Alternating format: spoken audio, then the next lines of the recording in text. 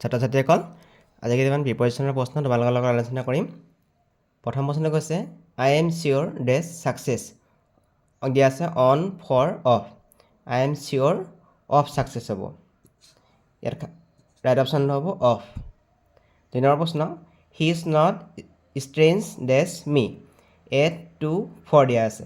He is not strange to me, ইয়াত to হ'ব right option. 3 number প্ৰশ্ন I am not satisfied dash your behaviour at with to, ইয়াত দিয়া আছে, গতিকে I am not satisfied with your behaviour, ইয়াত with হ'ব।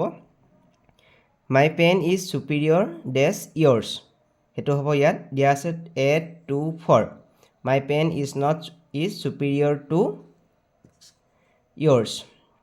Question number 5 many people died by of for দিয়া আছে epidemic. Many people died of হ'ব, যিদৰে বেমাৰত ঢুকাইছে অফ হ'ব। She is recovering dash fever to from by, she is recovering from fever. Raju is fond dash playing tennis to of in, ইয়াত দিয়া আছে Raju is fond of playing tennis. Hard work is the কি dash success, hard work is the key to success.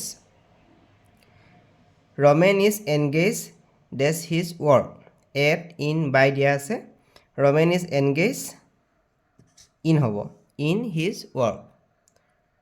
The Titanic sank dash 1912 on in at দিয়া আছে, Titanic sank in 1912। Where were you dash Friday in on at দিয়া আছে, where were you on Friday. The movie starts dash 8:30 in at from দিয়া আছে, the movie starts at